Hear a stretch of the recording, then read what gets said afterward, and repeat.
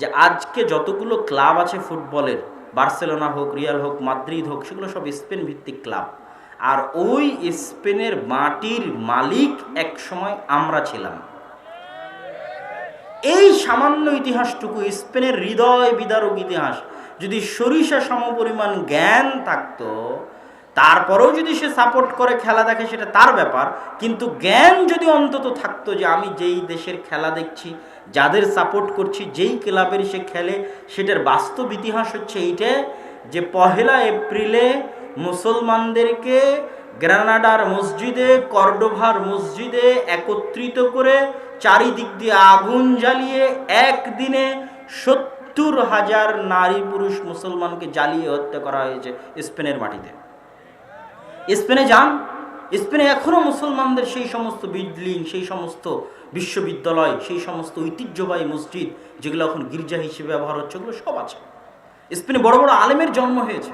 তাফসিরে কুরতুবির নাম যদি কারো জানা থাকে, তাফসিরে কুরতুবির লেখক কুরতুবি, এটা আর ইংরেজিতে যেটাকে আমরা কর্ডোভা বলি, সেটাকে আরবিতে বলা হয় কুরতুবা।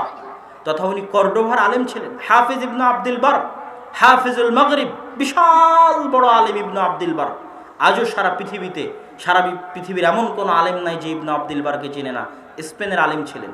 ইবনে হাজাম আন্দালুসি, সারা পৃথিবীর এমন কোনো মাদ্রাসার ছাত্র নাই, এমন কোনো কোরআন এবং হাদিসের জ্ঞানান্বেষণকারী নাই যে ইবনে হাজাম আন্দালুসির নাম শুনেনি। স্পেনের আলেম ছিলেন।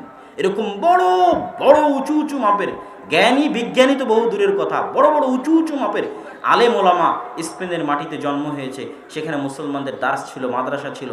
সেই স্পেনের মাটি থেকে মুসলমানদেরকে এমনভাবে উচ্ছেদ করা হয়েছে, এমনভাবে উচ্ছেদ করা হয়েছে, পৃথিবীর আর দ্বিতীয় কোনো কান্ট্রি নাই, আর দ্বিতীয় কোনো জায়গা নাই, আর দ্বিতীয় কোনো দেশ নাই যেখানে মুসলমানেরা প্রবেশ করেছে অথচ সেখানে এখন জন্মসূত্রে মুসলমান পাওয়া যায় না।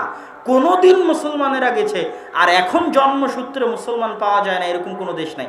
যান থাইল্যান্ডের মিন্দানাওয়ে যান, তারপরে হচ্ছে আপনার ফিলিপাইনের মিন্দানাওয়ে যান, থাইল্যান্ডের পাত্তানিতে যান।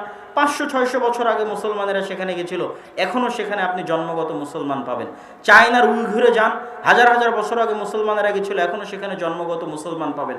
আরাকানে জন্মগত মুসলমান পাচ্ছেন, বাংলাদেশে পাচ্ছেন। পৃথিবীর এমন কোথাও, ইন্ডিয়াতে সেই 300-400 বছর থেকে মুসলমানদের এখন শাসন নাই। 190 বছর ব্রিটিশরা শাসন করেছে, 70 বছর থেকে ব্রাহ্মণ্যবাদীরা শাসন করতেছে, সেখানেও মুসলমানেরা আছে। কিন্তু পৃথিবীর একমাত্র দেশ যেখানে মুসলমানেরা শুধু যায়নি, মুসলমানদের ইতিহাস, ঐতিহ্য, জ্ঞান, বিজ্ঞানের মার্কাজ ছিল, কেন্দ্র ছিল। যেই সময় ইউরোপের মানুষ মাঠে পায়খানা করতে যেত, ওই সময় স্পেনের রাজধানী গ্রানাডা এবং কর্ডোবার রাস্তায় লাইট জ্বলত। এত উন্নত ছিল মুসলমানদের জ্ঞান বিজ্ঞান সেই সময় স্পেনের মাটিতে। আজ স্পেনে আপনি জন্মগত